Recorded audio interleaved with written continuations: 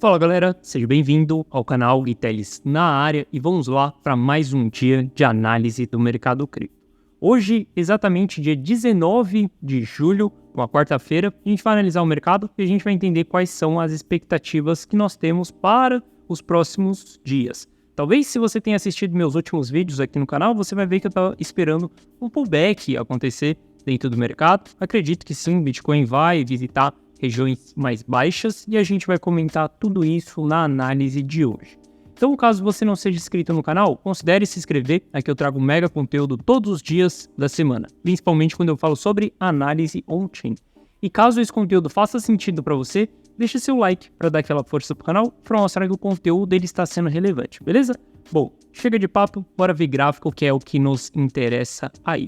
Primeiro ponto, quando a gente olha exatamente para entender o fluxo de stablecoins para dentro das exchanges, para dentro das corretoras, a gente vê que toda vez que constituímos pullbacks a partir ali de janeiro, a gente sempre teve um grande fluxo de stablecoins entrando dentro das corretoras. Isso daqui é um excelente sinal, por quê? Sinal que está entrando dinheiro novo para poder comprar os ativos.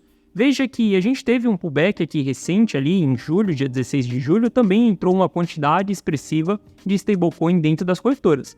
Até o presente momento, ainda não entrou uma quantidade expressiva de stablecoins dentro das corretoras. Isso daqui é normal, tá? Porque eu acredito que a gente ainda vai esticar esse pullback, a gente vai buscar um patamar mais baixo. Vou falar com vocês no vídeo de hoje qual que é o meu alvo desse pullback, até onde eu acredito que essa queda vai chegar. E provavelmente quando a gente tiver o preço do ativo chegando dentro dessas regiões, a gente vai começar a ver altos valores de stablecoins entrando dentro das corretoras. Então esse daqui é um gráfico que a gente deve ficar ligado nos próximos dias, porque conforme o pullback for acontecendo, se conseguimos identificar uma alta quantidade de stablecoins entrando dentro das corretoras, isso daqui é um excelente sinal, um sinal de que estamos chegando próximo a um fundo de um pullback.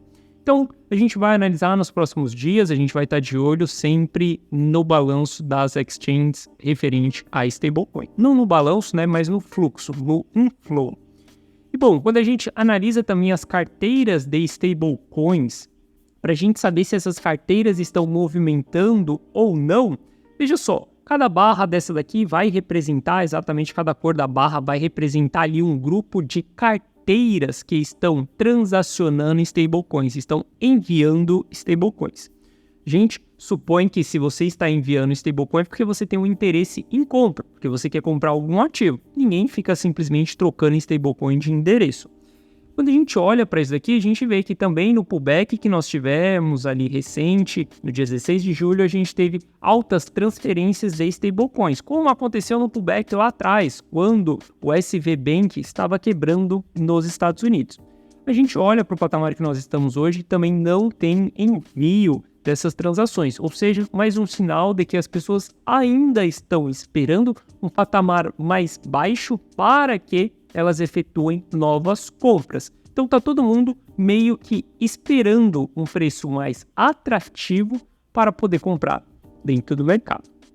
Bom, faz bastante tempo que eu não analiso os mineradores aqui com vocês, tá? A gente não tinha grandes sinais acontecendo, não tinha muita coisa acontecendo com os mineradores, mas quando a gente olha aqui, depois que retomamos aqui para os 30 mil dólares em junho, a gente viu que os mineradores começaram a vender um pouco, começaram a se desfazer das suas posições, e tá tudo bem, tá? Os mineradores é um grupo de entidade dentro da nossa rede do Bitcoin, que eles têm um outro propósito. O propósito deles não é rodar o ativo, o propósito deles não é multiplicar o capital com o Bitcoin, por exemplo. O propósito deles é outro. O propósito deles é investir em máquinas e as máquinas darem rentabilidade para eles. Essas rentabilidades são em Bitcoin, então eles acabam liquidando essas posições periodicamente.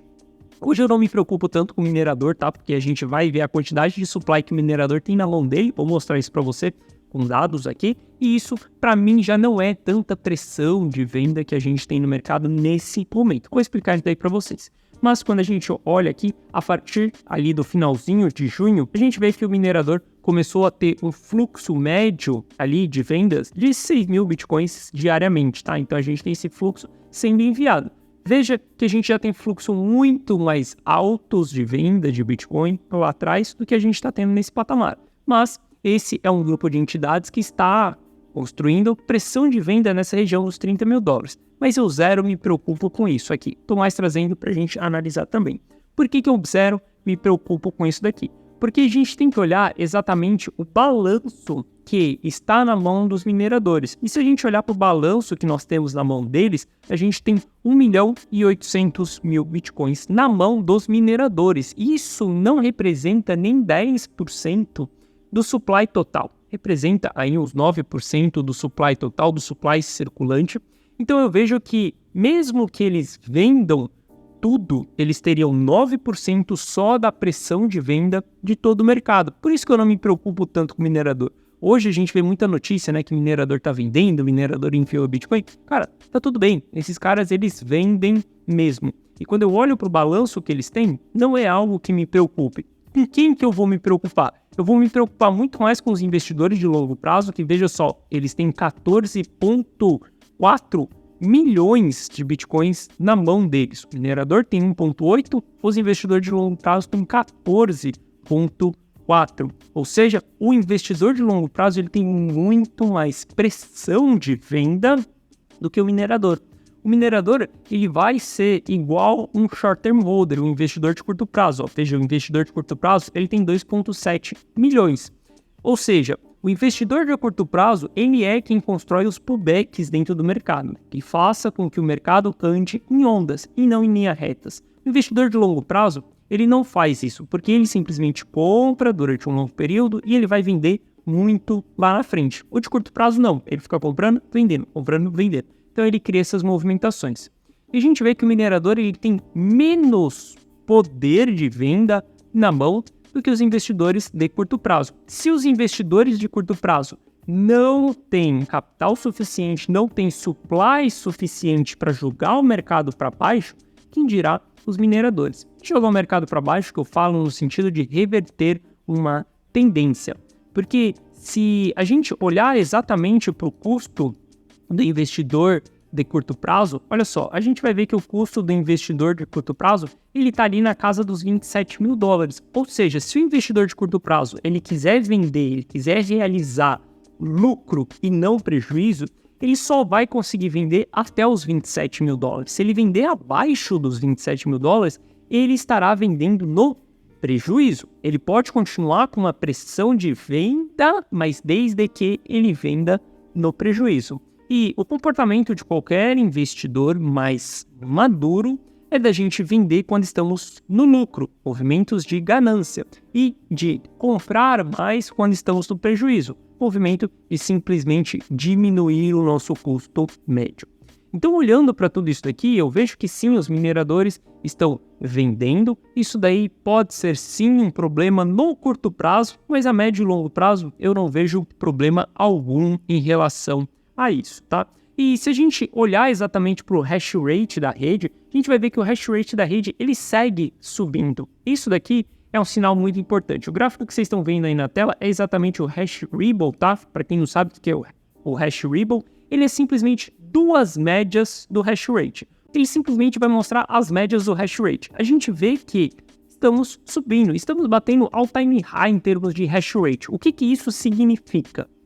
Significa que o poder computacional da rede ele está aumentando. Se o poder computacional da rede está aumentando, ou os mineradores estão religando máquinas que eles tinham desligado, ou eles estão colocando novos equipamentos para dentro, novas máquinas para dentro. Então, olhando disso daqui, a gente vê que a saúde do minerador está muito boa. Por mais que eles estejam vendendo, cara, às vezes ele está vendendo para colocar caixa. A gente virou um ano. O ano de 2022 foi muito difícil para os mineradores.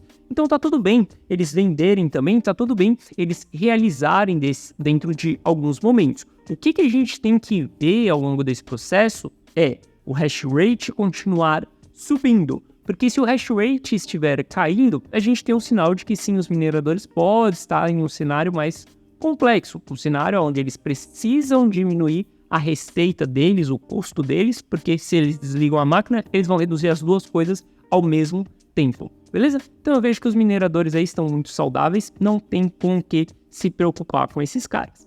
Agora, por que eu acredito que a gente ainda vai puxar um pouco mais de queda? Por que eu acredito que a gente pode chegar na região dos 27 mil dólares, que é exatamente o custo do investidor de curto prazo?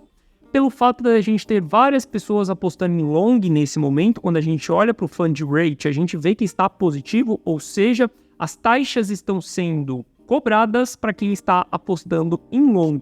E se a gente olhar as liquidações de long, nós vamos ver que não tivemos liquidações de long ainda. Por que nós não tivemos liquidações de long ainda? Porque o stop das pessoas que estão em long, ele vai estar exatamente abaixo desse candle aqui, abaixo da mínima dos 29.500.